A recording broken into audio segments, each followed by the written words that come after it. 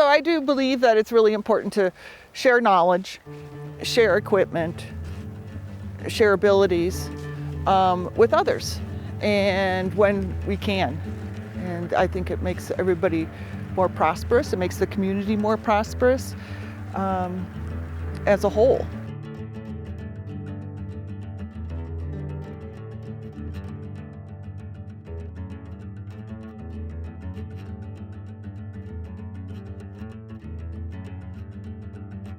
Here we have community gardens, and which really encourages people to produce their own food and makes it not so dependent on produce that comes from afar.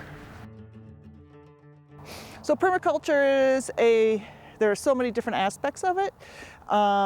It's really just using what you have to complement the environment, and so like using the old logs, or you can do lasagna gardening, which is a form of permaculture where you just layer different, like your browns, so your leaves and your grasses, and then some compost, and then some greens, and you keep on layering.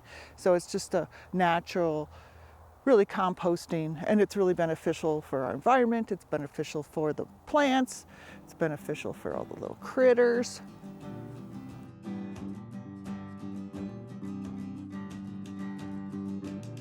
So this is one of our gardens. Where the straw is garlic for next year. And when we first got here, we were burying the garlic because the foxes are digging up the garlic because they like the smell of the organic fertilizer that I use. So I have to go through every couple days and rebury the garlic that they've dug up. So Mother Nature rules. This year we had a really hard time environmentally and with critters. So we had environmentally or weather-wise, we had our last frost June 21st, which is the first day of summer. So that was really hard on the plants that were in the ground. We had that big wind in July, and that flipped everything, and then we had to flip them back. So that was hard. We had gopher issues. We had the raccoons came in and ate the corn when it was prime for picking. So we've had some challenges this year that we don't usually have.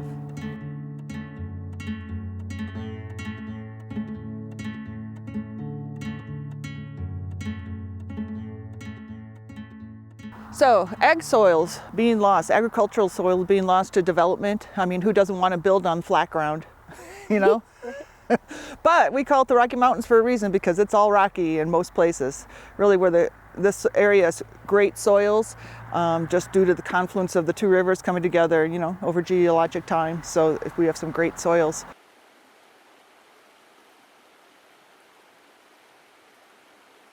That property over there across the street was going to be 23 houses and like 4 acres. I mean, it was something terrible.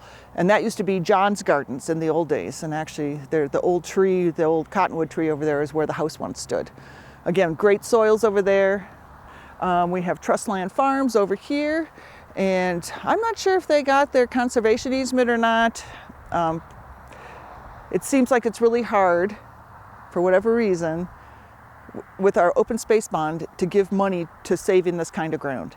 They'll save, 1,600 acres of forest and grasslands and something like that, but we don't eat that. So I think the priorities are a bit skewed. But there was major debate on whether or not money should go towards that, which is unfortunate. I don't eat grass. Do you?